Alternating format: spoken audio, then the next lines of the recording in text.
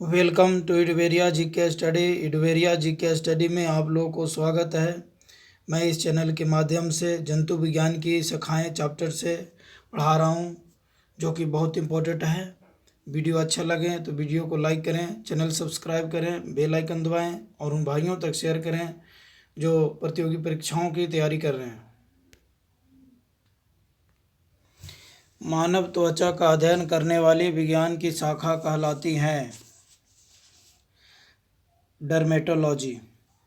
मानव त्वचा का अध्ययन करने वाली विज्ञान की शाखा कहलाती हैं डर्मेटोलॉजी।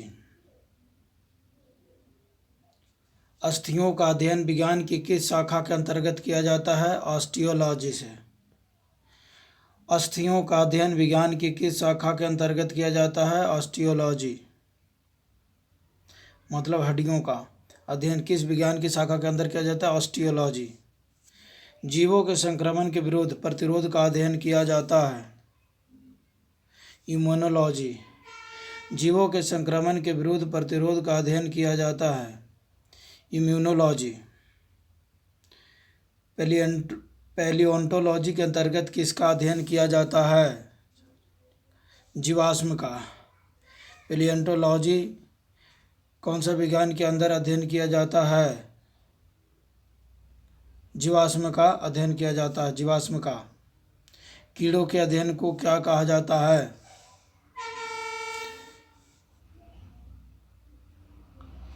एंटोमोलॉजी। कीड़ों का अध्ययन को क्या कहा जाता है? एंटोमोलॉजी। कीड़ों के अध्ययन को एंटोमोलॉजी कहा जाता है। कीड़ों का अध्ययन को क्या कहा जाता है? एंटोमोलॉजी। तितलियों का अध्ययन को क्या कहा जाता है? लैपिडेटेरियोलॉजी। तितलियों का अध्ययन को क्या कहा जाता है? लैपिडेटेरियोलॉजी। मछलियों से संबंधित अध्ययन कहलाता है। मछलियों से संबंधित अध्ययन कहलाता है इक्थियोलॉजी। मछलियों से संबंधित अध्ययन कहलाता है इक्थियोलॉजी।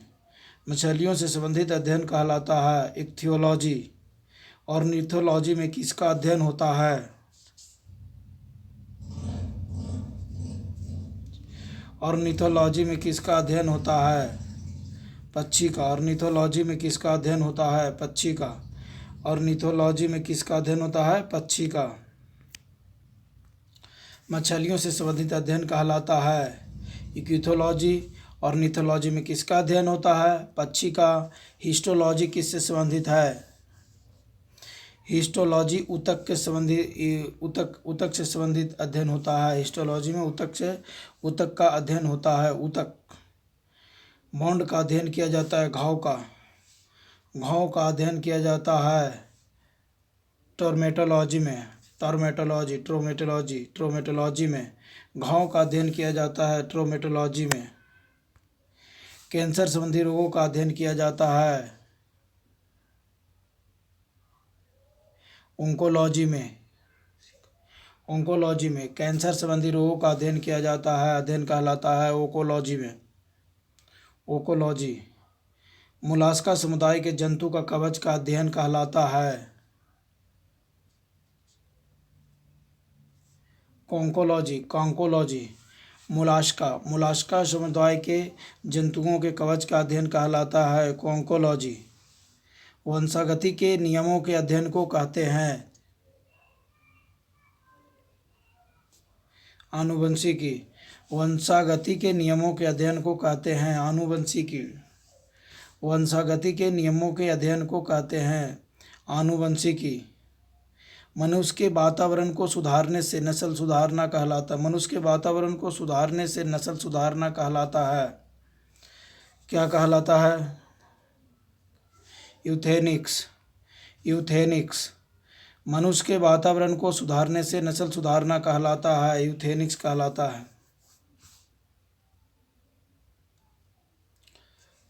यूथेनिक्स कहलाता है। नलिका विहीन ग्रंथियों का अध्ययन करने वाले जंतु विज्ञान की शाखा को क्या कहते हैं? एंडोक्राइनोलॉजी नलिका विहीन ग्रंथियों का अध्ययन करने वाली जंतु विज्ञान की शाखा को कहते हैं एंडोक्राइनोलॉजी।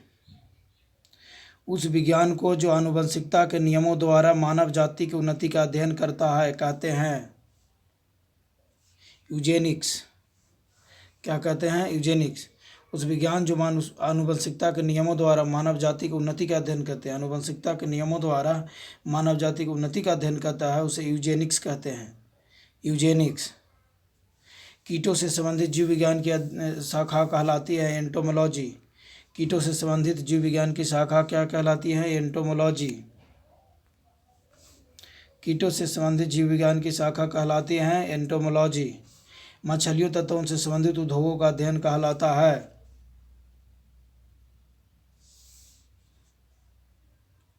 इक्थोलॉजी। इक्थोलॉजी। मछलियों तथा उनसे संबंधित उद्योगों का अध्ययन कहलाता है इक्थोलॉजी। जंतु विज्ञान की वह शाखा जिसके अंतर्गत जंतु की बाह्य आकृति एवं बाह्य संरचना का अध्ययन किया जाता है कहलाती है मॉर्फोलॉजी। जंतु विज्ञान की वह शाखा जिसके अंतर्गत जंतु की बाह्य आकृति एवं बाह्य संरचना का अध्ययन किया जाता है कहलाती है मॉर्फोलॉजी। जंतु विज्ञान की वह शाखा जिसके अंतर्गत आनुवंशिकी लक्षणों तथा उसकी वंशागति का अध्ययन किया जाता है कहलाती है जेनेटिक्स। जंतु विज्ञान की वह शाखा जिसके अंतर्गत आनुवंशिक लक्षणों तथा उसकी वंशागति का अध्ययन किया जाता है जेनेटिक्स कहलाता है। जंतु तथा उसके आसपास के वातावरण संबंधी अध्ययन को कहते हैं पारिस्थितिकी। जंतु तथा उसके आसपास के वातावरण संबंधी अध्ययन को कहते हैं पारिस्थितिकी। मांसपेशियों का अध्ययन करते हैं कहलाता है मायोलॉजी में। मांसपेशियों का अध्ययन करते हैं कहलाता है मायोलॉजी में। जनसंख्या का अध्ययन कहलाता है डेमोग्राफी। जनसंख्या का अध्ययन कहलाता है डेमोग्राफी। मधुमक्खियों का पालन कहलाता है एपीकल्चर। मधुमक्खियों का पालन कहलाता है एपीकल्चर। मधुमक्खियों का पालना कहलाता है एपीकल्चर। रेशम पालन कहलाता है सेरीकल्चर। रेशम पालन कहलाता है सेरीकल्चर। ऊतकों की रचना के अध्ययन से संबंध विज्ञान कहलाता है हिस्टोलॉजी। ऊतकों की रचना के अध्ययन से संबंध विज्ञान कहलाता है हिस्टोलॉजी। विज्ञान की शाखा न्यूरोलॉजी से कौन सा अंग का अध्ययन किया जाता है?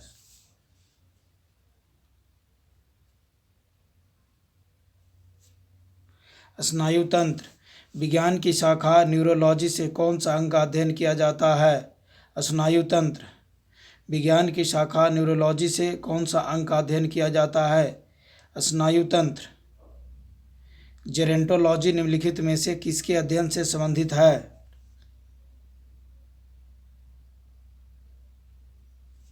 ब्रीथ। जेरेंटोलॉजी निम्नलिखित में से किसके अध्ययन से संबंधित है? ब्रीथ के अध्ययन से संबंधित है जेरेंटोलॉजी। पीडियाट्रिक्स निम्नलिखित में से किसके अध्ययन से संबंधित है? शिशु रोग। पीडियाट्रिक्स निम्नलिखित में से किसके अध्ययन से संबंधित है? शिशु रोग से।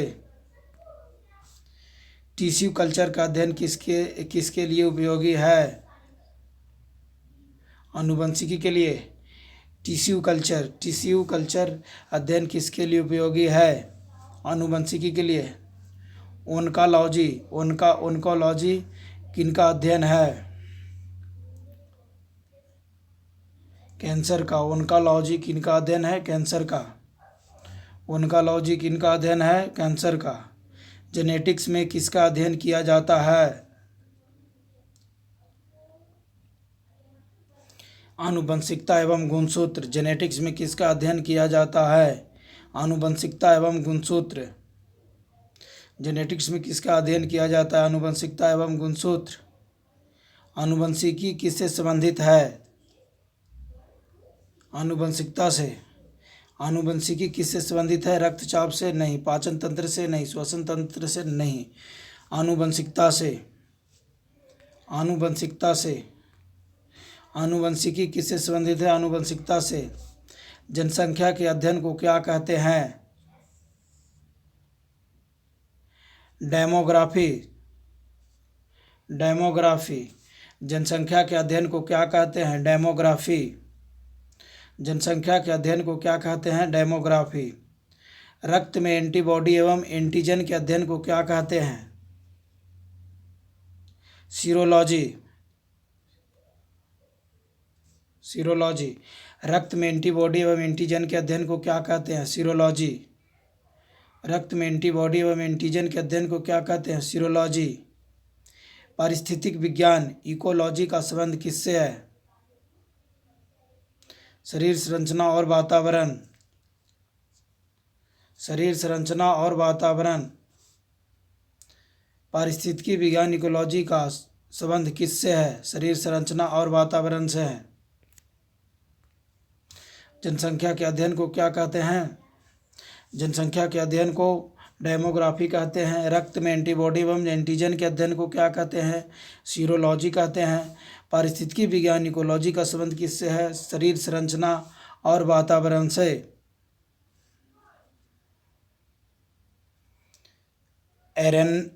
एरेनियोलॉजी। एरेनियोलॉजी किसका अध्ययन कहलाता है? मकड़ों का अध्ययन कहलाता है। मकड़ों का अध्ययन कहलाता है। एरेनियोलॉजी किसका अध्ययन कहलाता है? मकड़ों का अध्ययन कहलाता है। मकड़ों का अध्ययन कहलाता है। प्राकृतिक चरणवाद। प्राकृतिक चरणवाद नेचुरल सिलेक्शन से विशेष संबंध था। किसका था? वन में ए का, चार्ल्स डार्विन का। प्राकृतिक वर्णवाद से विशेष संबंध था चार्ल्स डार्विन का। आनुवंशिकता के नियम के जन्मदाता हैं मेंडल। आनुवंशिकता के नियम के जन्मदाता हैं मेंडल। डीएनए संश्लेषण का प्रतिपादन किसने किया था? कॉर्नबर्ग ने। कॉर्नबर्ग ने। डीएनए संश्लेषण का प्रतिपादन किसने किया था? कॉर्नबर्ग ने। पलोवमान जीन के सिद्धांत का प्रतिपादन किसने किया था? मैकिलटॉक ने। मैकिलटॉक ने। मैकिलटॉक ने। पलोवमान जीन के सिद्धांत का प्रतिपादन किसने किया था? मैकिलटॉक ने। फिलॉसफिक जूलॉजी के लेखक कौन है? लैमार्क। फिलॉसफी जूलॉजी के लेखक कौन है? लैमार्क। फिलॉसफिक जूलॉजी के लेखक कौन है? लैमार्क। फिलॉसफी जूलॉजी के लेखक कौन है? लैमार्क। जीवाणु की खोज किसने की थी? ल्यूवेनहॉक। जीवाणु की खोज किसने की थी? ल्यूवेनहॉक ने। हरगोविंद खुराना को किस क्षेत्र में प्रतिष्ठित नोबेल पुरस्कार मिला था? हरगोविंद खुराना को किस क्षेत्र में प्रतिष्ठित नोबेल पुरस्कार मिला था? चिकित्सा विज्ञान में। चिकित्सा विज्ञान में। हरगोविंद खुराना को किस क्षेत्र में प्रतिष्ठित नोबेल पुरस्कार मिला था? चिकित्सा विज्ञान में। निम्नलिखित में किसने प्राकृतिक वर्ण तथा सर्वोत्तम की उत्तरजीविता के सिद्धांतों पर आधारित विकास का सिद्धांत प्रतिपादित किया था? डार्विन ने। निम्नलिखित में से किसने प्राकृतिक वर्ण या सर्वोत्तम की उत्तरजीविता के सिद्धांतों पर आधारित विकास का सिद्धांत प्रतिपादित किया था? डार्विन ने। निम्नलिखित में से किसने प्राकृतिक वर्ण या सर्वोत्तम की उत्तरजीविता के सिद्धांतों पर आधारित विकास का सिद्धांत प्रतिपादित किया था? डार्विन ने। स्टेथोस्कोप का आविष्कार किसने किया था? लैनेक ने। स्टेथोस्कोप का आविष्कार किसने किया था? लैनेक ने। एडवर्ड जेनर निम्नलिखित में से किस रोग से जुड़े हैं? चेचक से। एडवर्ड जेनर निम्नलिखित में से किस रोग से जुड़े हैं? विसूचिका से नहीं, आंत्रज्वर से नहीं, लकवा से नहीं, चेचक से जुड़े हैं। निम्नलिखित में से वह कौन है जिसने पहली बार रुधिर परिसंचरण की व्याख्या की थी? हार्वे। निम्नलिखित में से वह कौन कौन कौन वैज्ञानिक है जिसने पहली बार रुधिर परिसंचरण की व्याख्या की थी? हार्वे। हृदय का पहला प्रतिस्थापन किसके द्वारा किया जाता है? क्रिश्चियन बर्नार्ड द्वारा। क्रिश्चियन बर्नार्ड द्वारा। हृदय का पहला प्रतिस्थापन किसके द्वारा किया गया था? क्रिश्चियन बर्नार्ड द्वारा। डीएनए की संरचना के सबसे पहले किसने रेखांकित किया? वाटसन बफ किर्क ने। डीएनए की संरचना को सबसे पहले किसने रेखांकित किया? वाटसन व किर्क ने। विकास का सिद्धांत किसके द्वारा प्रतिपादित किया गया था? डार्विन द्वारा। विकास का सिद्धांत किसके द्वारा प्रतिपादित किया गया था? डार्विन द्वारा। विकास का सिद्धांत किसके द्वारा प्रतिपादित किया गया था? डार्विन द्वारा। निम्नलिखित में से किसने यह मूल अवधारणा प्रस्तुत की थी कि सभी जीव कोशिकाओं के बने हैं? टी स्वान ने। 2 और 4, स्लाइडेन और टी स्वान ने। निम्नलिखित में से किसने यह मूल अवधारणा प्रस्तुत की थी कि सभी जीव कोशिकाओं से बने हैं? स्लाइडेन व टी स्वान ने। किसने? स्लाइडेन और टी स्वान ने बताया था। किसके द्वारा आनुवंशिकता विज्ञान को आनुवंशिकी कहा गया? बेटसन द्वारा। बेटसन द्वारा। किसके द्वारा आनुवंशिकता के विज्ञान को आनुवंशिकी कहा गया? बेटसन द्वारा। सुमेलित नहीं है। सुमेलित नहीं है। कौन सुमेलित नहीं है? Joseph Lister. कुष्ठ रोग का उपचार, ये गलत है। बाकी जेम्स ई सॉल्क, पोलियो के विरुद्ध टीका किसने बनाया था? Jonas E Salk. Edward Jenner, चेचक के विरुद्ध टीकाकरण, Edward Jenner. Alexander Fleming, penicillin की खोज किया था, अलेक्जेंडर फ्लेमिंग। आधुनिक एंटीसेप्टिक सर्जरी का जनक कौन है? लिस्टर। आधुनिक एंटीसेप्टिक सर्जरी का जनक कौन है? लिस्टर। लिस्टर। लुईस पास्चर ने किसकी खोज की? रेबीज विरोधी टीका। लुईस पास्चर ने किसकी खोज की? रेबीज विरोधी टीका। लुई पास्चर ने किसकी खोज की? रेबीज विरोधी टीका। प्रथम एंटीबायोटिक की खोज किसने की थी? फ्लेमिंग ने। प्रथम एंटीबायोटिक की खोज किसने की थी? ए फ्लेमिंग ने। पेनिसिलिन की खोज किसने की थी?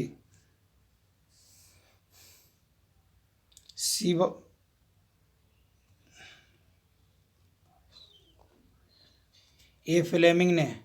पेनिसिलिन की खोज किसने की थी? ए फ्लेमिंग ने। प्रथम एंटीबायोटिक का भी खोज ए फ्लेमिंग ने ही किया था।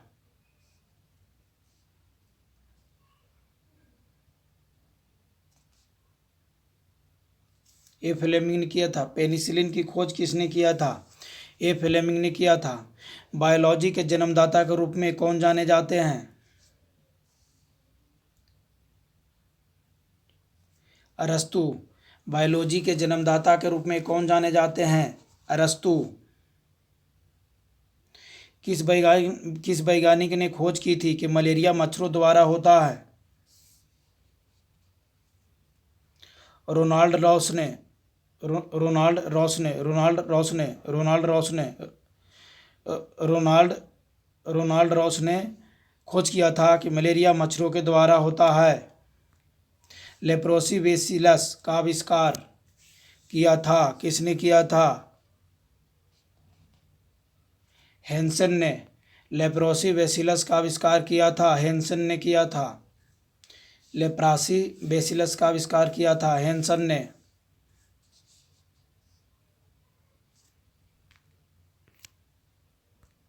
रक्त समूह का आविष्कारक हैं?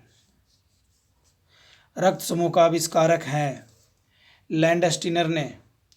रक्त समूह का आविष्कारक हैं लैंडस्टीनर। मधुमेह के उपचार हेतु प्रयुक्त हार्मोन इंसुलिन का आविष्कार किया था। किसने किया था? एजी बेंटिंग ने। मधुमेह के उपचार हेतु प्रयुक्त हार्मोन इंसुलिन का आविष्कार किया था एजी बेंटिंग ने। एजी बेंटिंग ने। पुनरावर्तन सिद्धांत किसने प्रस्तुत किया था? अर्नस्ट हैकल ने। पुनरावर्तन सिद्धांत किसने प्रस्तुत किया था? अर्नस्ट हैकल ने। प्रतिरक्षण तकनीकी का विकास किसने किया था? एडवर्ड जेनर ने। प्रतिरक्षण तकनीकी का विकास किसने किया था? एडवर्ड जेनर ने। प्रतिरक्षण तकनीकी का विकास किसने किया था? एडवर्ड जेनर ने। मधुमेह के उपचार के लिए प्रयुक्त हार्मोन इंसुलिन का आविष्कार किया था एजी बेंटिंग ने। पुनरावर्तन सिद्धांत किसने प्रस्तुत किया था? अर्नस्ट हैकल ने। प्रतिरक्षण तकनीकी का विकास किसने किया था? एडवर्ड जेनर ने। प्रतिरक्षण तकनीकी का विकास किसने किया था? एडवर्ड जेनर ने। होम्योपैथी के संस्थापक कौन है? होम्योपैथी के संस्थापक हाइनेमैन है। होम्योपैथी के संस्थापक हाइनेमैन है। होम्योपैथी के संस्थापक कौन है? हाइनेमैन है।